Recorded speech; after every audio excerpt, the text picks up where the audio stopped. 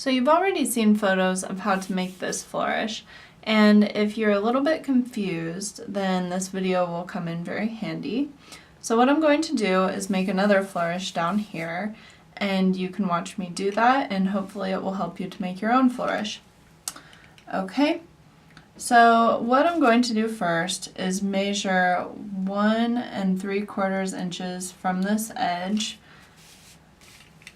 And this measurement is pretty arbitrary. I mean, it just depends on what the size of the paper is that you're working on as far as how big you make your measurements. Honestly, it doesn't matter. You can make them as small or as big as you want. But this seems like a good size for this envelope. And then I did 1.5 inches over here. I like to draw things out with a pencil first because that way I can be assured that my flourish is going to be nice and symmetrical.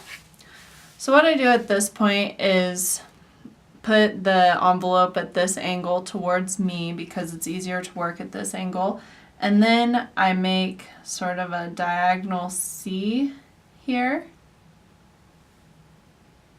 And I try to center it such that the corner of the envelope goes straight through the center, see? Okay, and then I draw a loop, and I continue that loop just below this guideline and have it curl in. And if you're wondering what pencil I'm using to get this white to show up on the opaque red envelope, it is a soapstone pencil, which you can get at Paper and Ink Arts or Amazon.com or maybe a sewing supply store. Okay, so once you have this curly shape here, what you're going to do is draw sort of a cursive Z shape.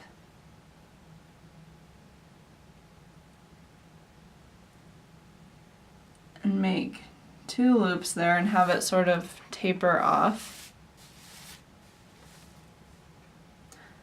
And then for the other one, we're going to have it facing the other way. And then go ahead and draw 2 loops and have it taper off. And of course you don't have to plan this out like this with the pencil, but I like to, just to make sure everything is nice and neat looking. I've got my white ink here. Of course you can draw flourishes with any kind of ink, or you can use faux calligraphy. And what I like to do first is start right here and then just follow the calligraphy rules that you know. On the downstrokes, apply pressure. On the upstrokes, apply very little pressure.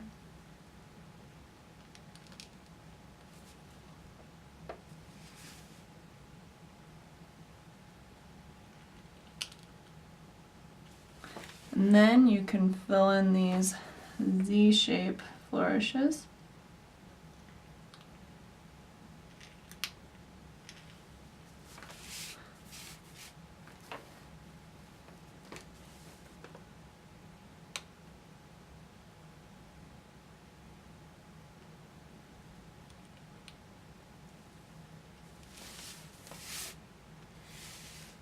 And there you have it, some corner flourishes.